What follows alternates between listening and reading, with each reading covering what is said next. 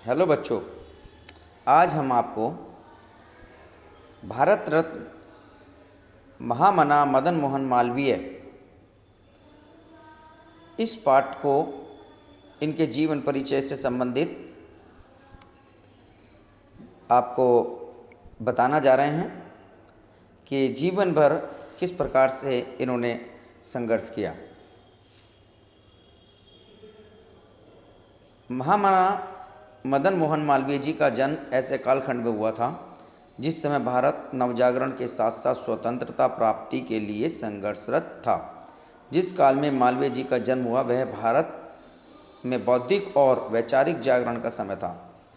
इस समय बहुत से समाज सुधारक तथा चिंतक भारत देश को उसकी मूल राष्ट्रीय आध्यात्मिक चेतना की ओर लौटने के लिए प्रयासरत थे। महामना मदन मोहन मालवीय ने भारतीय स्वतंत्रता की ऐसी नींव रखी जिसके परिणाम स्वरूप 15 अगस्त 1947 ईस्वी को हमारा देश स्वतंत्र हुआ। महामना मदन मोहन मालवीय भारतीय स्वाधीनता संघर्ष के नायक और साक्षी थे कि इनका जन्म 25 दिसंबर 1861 ईस्वी को प्रयाग में हुआ। इनके पिता पंडित ब्रजनाथ चतुर्वेदी और माता श्रीमती मोना देवी थी। इनके पिता भगवत गीता के व्याख्याकार और कथावाचक के रूप में अधिक प्रसिद्ध थे। मदन मोहन को हिंदू सनातन जीवन दर्शन और संस्कार अपने पूर्वजों की सांस्कृतिक विरासत से प्राप्त हुआ था।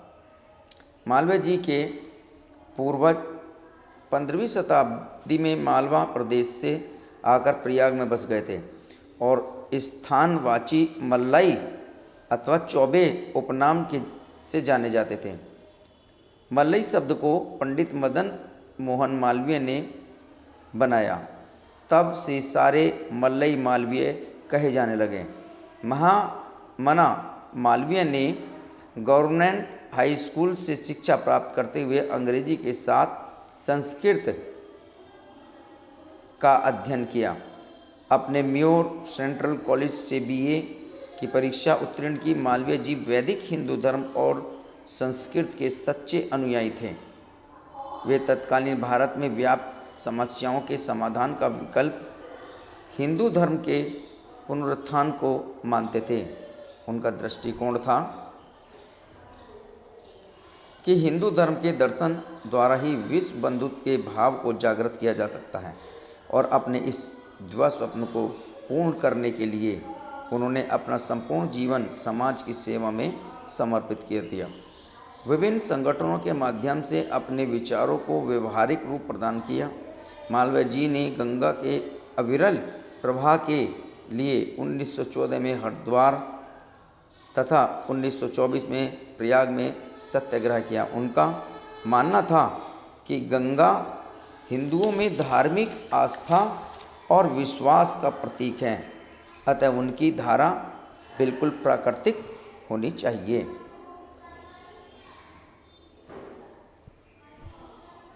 मालवीय जी ने जीवन भर गंगा जल पीने का संकल्प लिया। इसलिए 1931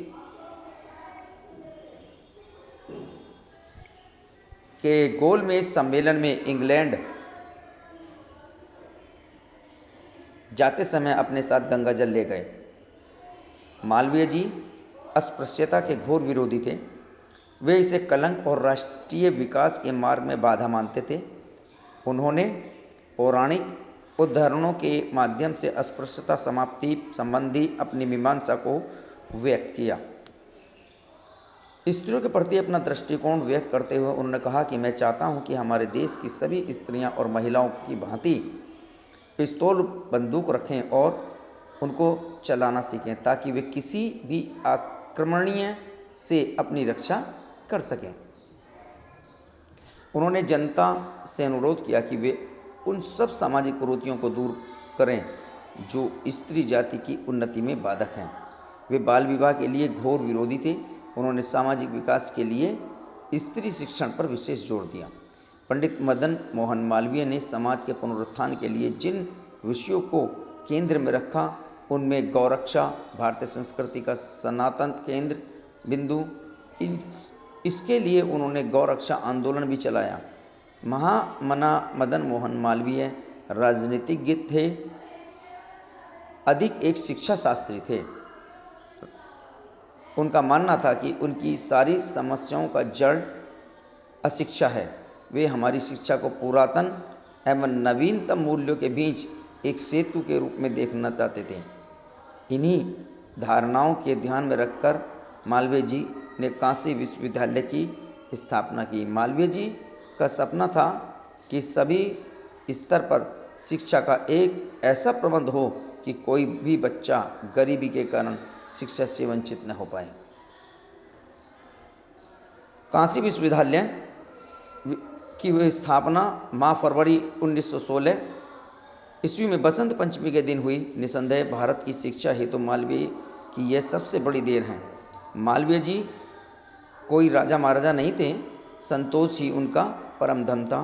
फिर भी वे अपने स्वप्न को पूरा करने के लिए झोला उन्होंने उठा लिया। सर्वप्रथम अपने पिता से 50 रुपये दान पाकर उन्होंने फकीरी धारण की और जीवन पर्यंत फकीर रहे।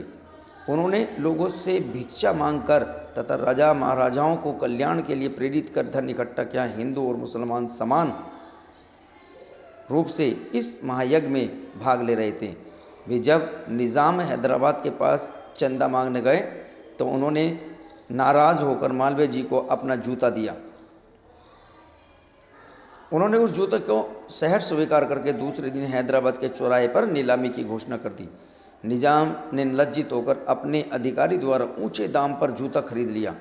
इस प्रकार अपने साहस, उत्साह, लगन और तपस्या के द्वारा मालवीय जी ने अपनी कल्पना को मूर्त रूप दिया और वे काशी हिंदू विश्वविद्यालय को ऐसा केंद्र बनाना चाहते थे कि जिससे राष्ट्र की आध्यात्मिक एवं भौतिक शक्ति के विकास में योगदान मिले, साथ ही विश्व में शांति, एक बंधुत्व की गाथा का भी प्रचार और प्रसार होता रहे।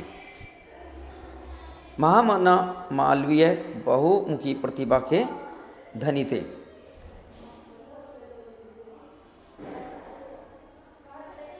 उन्होंने धर्म, राजनीति, शिक्षा, साहित्य, पत्रकारिता में अपनी अमिट छाप छोड़ी। काशी हिंदू विश्वविद्यालय के अलावा उन्होंने अनेक छोटी छोटी संस्थाओं को स्थापित किया। राष्ट्र निर्माण में इन संस्थाओं की भूमिका मील का पत्थर है। इन संस्थाओं में हिंदू छात्रावास, हिंदी साहित्य सम्मेलन, भारतीय भवन पुस्तकालय का स्थान महत्वपूर्ण है। महामना मदन मोहन मालवीय ने अध्ययन अध्यापन के साथ कई समाचार पत्रों का संपादन किया तथा तत्कालीन ब्रिटिश प्रशासन की नीतियों का प्रबल विरोध किया। मालवीय जी का निधन 12 नवंबर 1946 ईस्वी को हुआ। विलक्षण प्रतिभा के धनी राष्ट्र नायक मालवीय जी के महान कार्यों के प्रति कृतज्ञता प्रकट करते हुए भारत सरकार ने 30 मार्च 2015 ईस्वी को उन्हें देश का सर्वोच्च सम्मान भारत रत्न प्रदान किया। इस प्रकार से आज हमने आपका जीवन परिचय इस पाठ का बताया है। इसमें मालवीय जी का जीवन परिचय और इसको आपने सुना है और इसमें कुछ कठिन शब्द हैं और उनके अर्थ हैं, जैसे अनुयायी, अनुकरण करने वाला, तत्कालीन, उस समय का, मीमांसा, अनुमान, सर्वांगीण, सब अंगों को युक्त, संपूर्ण, पुनरुत्थान, पतन के बाद फिर से उठना, द्विवा स्वप्न, दिन में देखे जाने वाले स्वप्न, कुरीतियाँ, कुप्रथाएं, अपरिहार्य जो किसी उपाय से दूर न किया जा सके। ऐसे ये कठिन शब्दों को आप लिखेंगे, उनके अर्थ लिखेंगे। इसमें 8 प्रश्न दिए गए हैं। 8 प्रश्नों के उत्तर आप लिखेंगे और इस पाठ में हमने इन प्रश्नों के प्रश्न उत्तर लगाए हैं, उनको ध्यान से अपने शब्दों में लिखेंगे। एक प्रश्न इसमें बनता है कि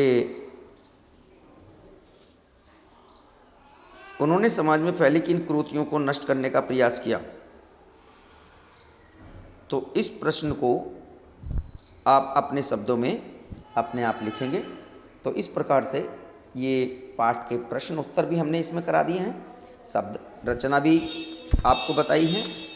और इसके अलावा जो कुछ वाक्य हैं जैसे आए हैं, अपना अपना, धीरे धीरे, छोटे छोटे, हंसते हंसते, पानी पानी, इस पाठ में ये शब्द जो आए हैं, इन दिए गए शब्दों को अपने वाक्य में प्रयोग करें।